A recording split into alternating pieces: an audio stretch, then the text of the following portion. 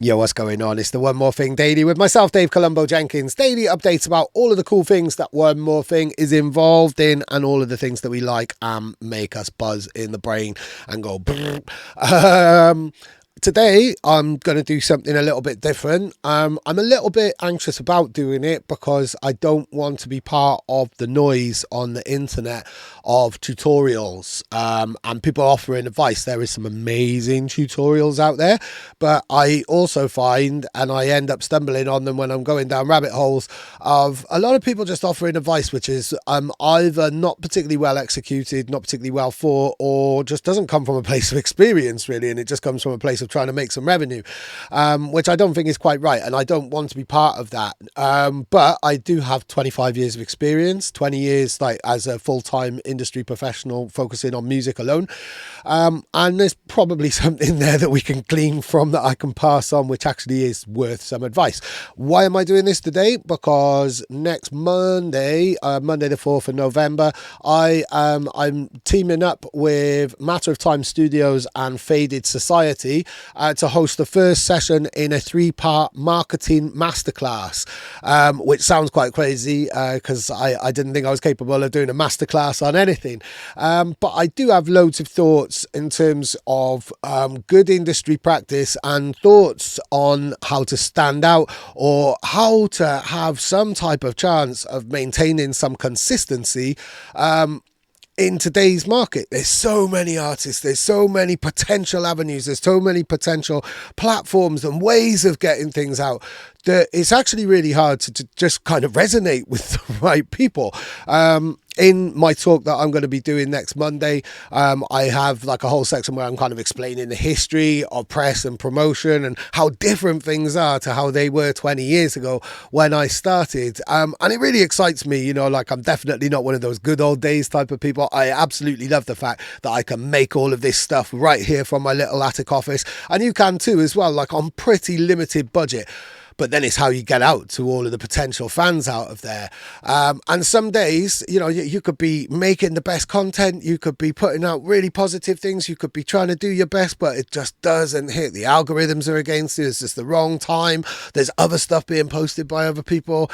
Not everybody's got enough time to check everything. So it's maintaining that consistency and that energy and that faith that eventually you will find the right people. And trust me, having been in this industry for so long, eventually you do, whether you're a content creator like me, like a journalist, or whether you're making music or making a label or anything like that. I think these tips, which I've been writing for the course that I'm doing, like I said, I didn't think I was ever capable of doing a masterclass or anything. I have done quite a few talks in colleges like DBS and BIM before, but this seems slightly different. So I thought I was going to be able to utilize old talks I'd done. Of course not, I've written it fresh. So yeah, I thought I'd pick just three tips out of the 2-hour course that I'm going to pass on to people. If you're interested in the music masterclass, the marketing masterclass, sorry, then all of the details are down below. It is on Monday the 4th of November in Matter of Time Studios in Shoreditch in London. So if you're in London and you're able to and you can afford it, then please check it out. But if not, just bear that in mind, because hopefully the course will be a success and we will be linking up again in the future as well. But yeah, I want to give you 3 just general kind of tips or ways of thinking about how to approach anybody who might be able to promote you, or any avenues or platforms that you think, ooh, you know, like that maybe they are the people I want to work with. Now, at the moment, and I think this is amazing, like the full power is in your hands as an artist. You can do absolutely everything on your own. You can create your own lane. You can create your own channel. You can do all of your marketing, all of your promotion and everything. That doesn't mean to say that you always should. It's lonely out there. And this is something that I've learned with One More Thing. When I left some incredibly big brands to set up One More Thing, I wanted to be fiercely just on my own. I wanted to do everything on my own. I didn't want to compromise. Not that I had to compromise very much before, but I just don't like working with big groups of people. It's why I'm freelance. And even as a freelancer, I didn't want to work with lots of people anymore, and I wanted to be on my own. Sounded a bit weird there. But One More Thing properly blew up when I took on people to mentor, and when I started to grow the team, and it buzzes me so much. So it's not always the best thing to do, especially when you're starting out on your own. you need to find the right people. And with so many different ways now, like before, there would just be maybe 5 or 6 magazines. Like this would be in the 90s when there was that many magazines. Then in the 2000s, like 3 or 4 magazines. And gradually, the hard copy media has gone down. I mean, DJ Mag now have just announced that they're going quarterly now, and it's supposed to be like, it's going to be like a quarterly kind of booklet, and it's a booklet, bookazine. It's going to be high quality, but it's still reducing the amount of issues that are going to be out there, which again kind of reduces the amount of magazines even more, which is a bit of a shame. But I'm really excited to see what DJ Mag do. I'm going off piece there. So yeah, before, there'd be kind of 5 or 6 avenues, some radio stations and stuff like that. But now there's so much. There are so many different opportunities to get your music to somebody else who has an audience. Which one do you go for? Do you carpet bomb everybody? Do you just hit up every single person and see which one bites? No. I see that all of the time. And it relates to a point that I'm going to come up with in a minute. Identify someone or a brand or a tastemaker. I hate that term. Some type of champion of the music you're making and hit them up, support them. Like, this is something that I've said consistently for years when I've been talking about the press. If you want to be in the press, and when I say press, I mean like all promotion outlets, basically. If you want to be promoted, you need to support those outlets as well. If you want to be in the press, support the press. If you want to be on a blog, read those blogs, share those blogs. So my first tip is identify a potential supporter. Now, I've got a really, really, really good example, and I'm actually going to play you something here now. This is from the demo drop. I could play you, he's been on almost every demo drop, but I'm just going to play you this little clip now. I can tell by the waveform this track's gonna be loud as heck.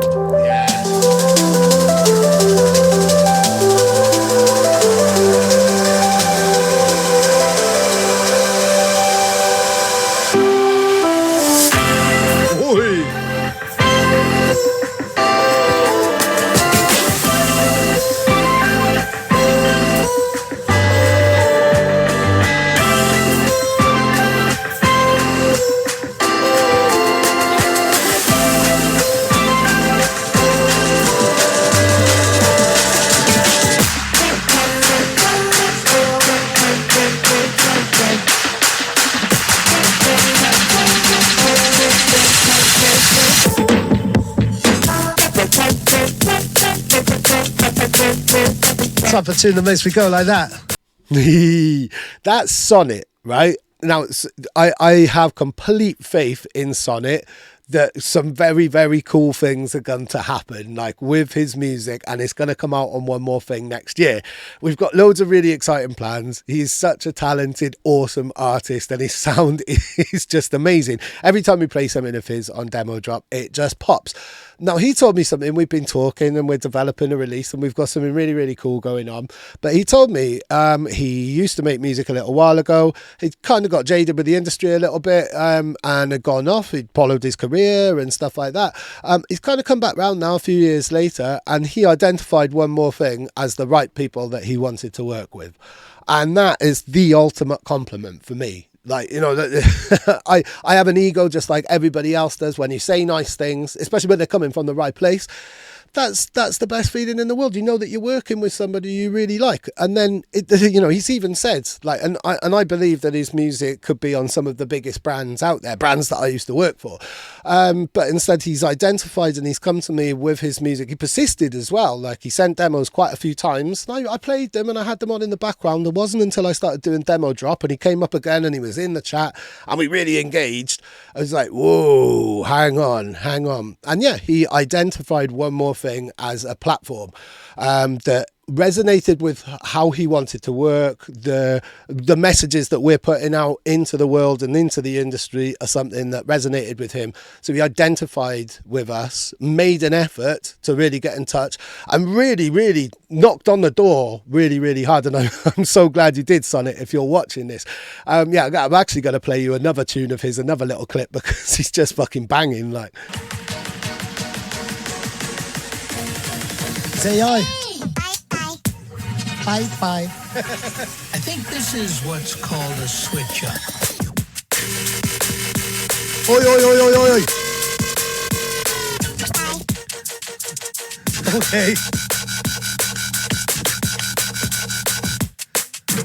See, so that's Sonnet, and he did exactly what I've just suggested there. Identified the right supporter. So my second tip now, once you've identified a key supporter, and you don't just have to pick one, but I would say, like, if you're really, if you're starting up, or if you're at that stage where you really kind of want to reach out and turn up the volume a bit, do it slowly. Nothing is a rush. Like, nothing should ever be a rush, even if the internet and all of your peers and everything else, all of the activity around you makes you think that you should be rushing out and you should be getting out. Don't. Like, stop and think about what you're coming with.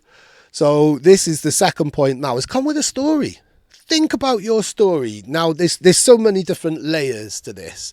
But first I'll start with this. Like, have a look at this bio. Like, shit, right? If I see that type of bio, name, age, genre, maybe location. Ooh, you're 22 and you make drum and bass and you're from London. Get to the end of the queue then. But seriously, right, it is not, I don't think that it's professionally appropriate to just put such a bland description. Now, I could be completely wrong. I know that there's some managers out there who would definitely disagree with this. There could be lots of different people disagreeing on lots of different levels, and I'd love to have a conversation with you in comments. But I honestly think that the time for being bland is over. If you think that you're just like, oh, well, I'm just going to put the basic details there, let the music talk for itself. That time passed before I even come into the industry, bub.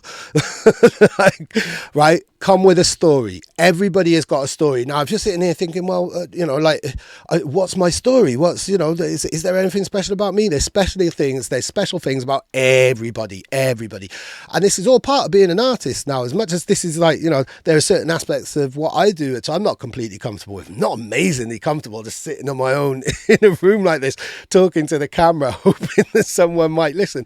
But I think it's pretty interesting enough anyway. But think about your story. Now, last year, I wrote an article about a mental health charity called Key Changes, and they enable and empower people with really severe mental health challenges who've overcome all types of absolute hell in their brain, which I can completely relate to and salute the arse off you.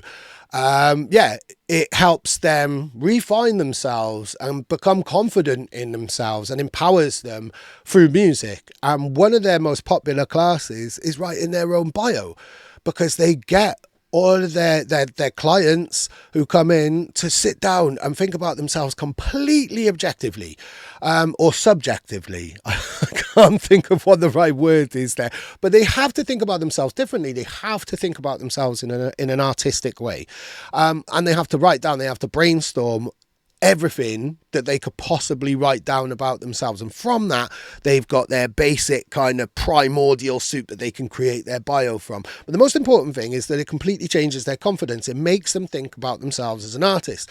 So my advice, and I often do, or have done in the past, I've done like bio writing courses. Write a list of interesting things that you might find about yourself in one way or another. Just write just anything. Like, a bio doesn't have to be an actual paragraph that tells your life story. It could be a list of facts. Now, this is Ivy's old bio. She's actually changed it recently, but I use this as an example because I think this is absolutely outstanding. When DJ Hybrid told me about Ivy and I saw that bio, I was instantly in her inbox asking for an interview because I thought that was fascinating. I thought the information that she's provided in this little list. So this is just a little kind of tip on bio writing, but it helps you create a story. So don't think about a bio like a kind of paragraph or just like a life story, like cool story, bro. I first got my decks in 2012 and Sub Focus really inspired me. Yep, again, back of the queue, mate. Like, don't be boring. Write an interesting list. So come with a story, identify a key supporter, come with a story. And my final point is come prepared and think about what you're going to write.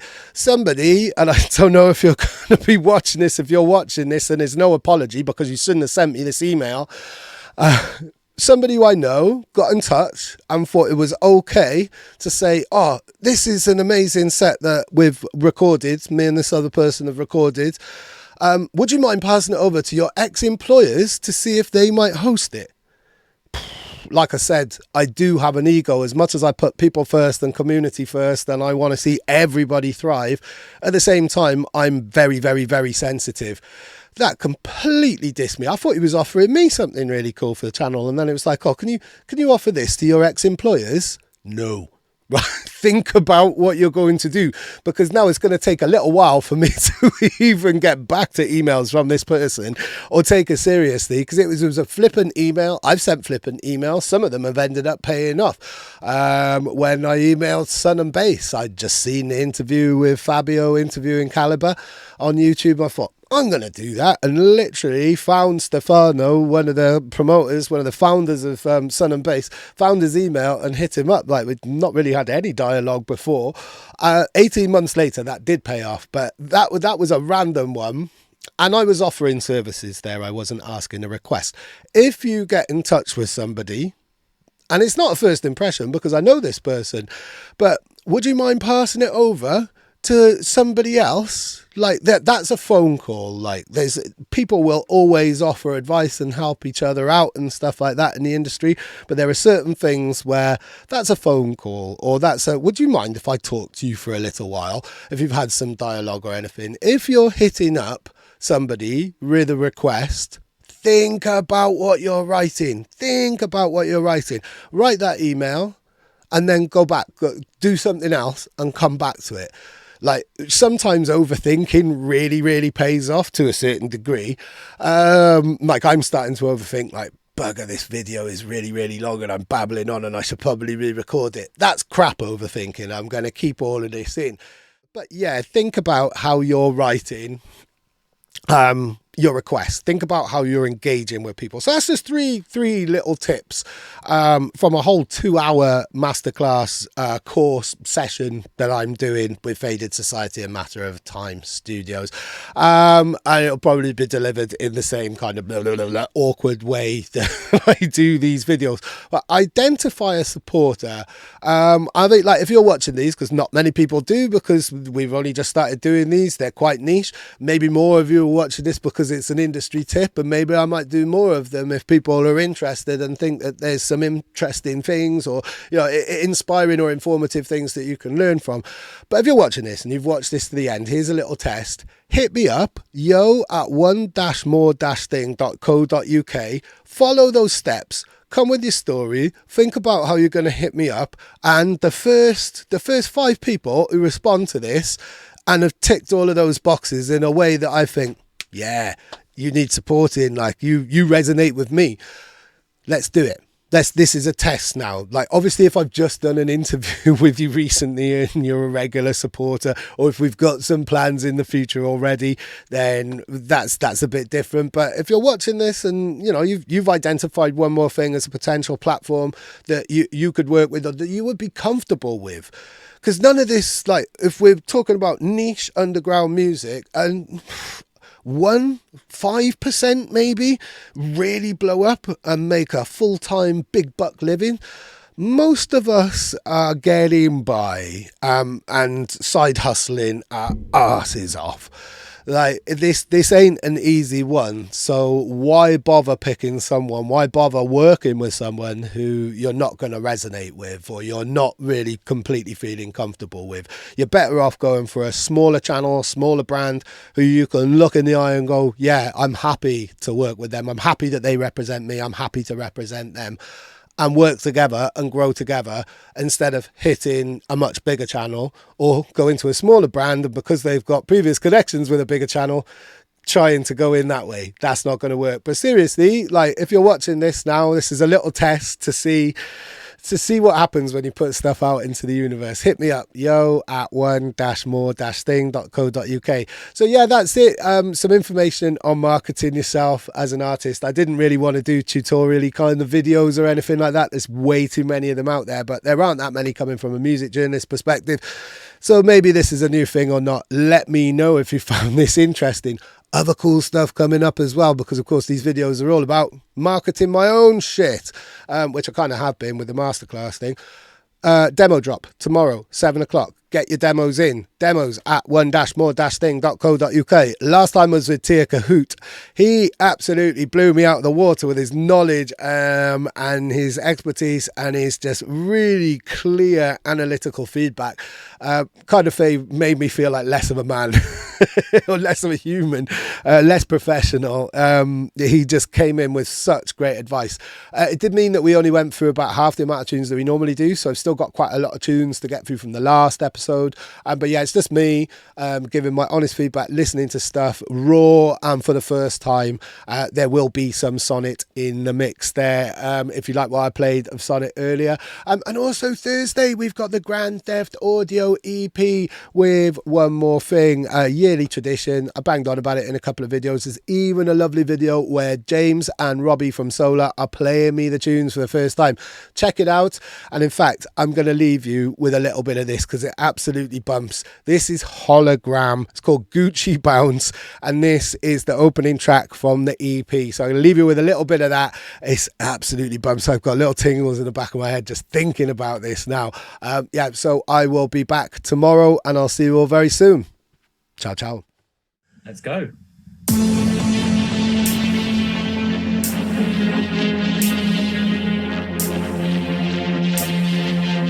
Oi, oi.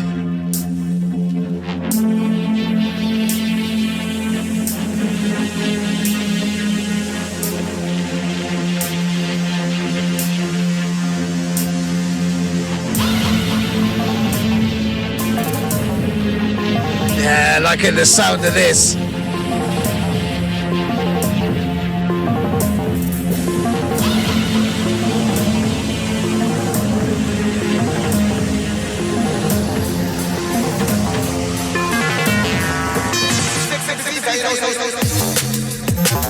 Oi, oi, oi, oi.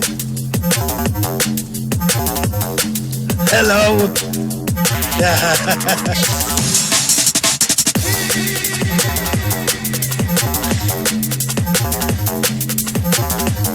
Oi.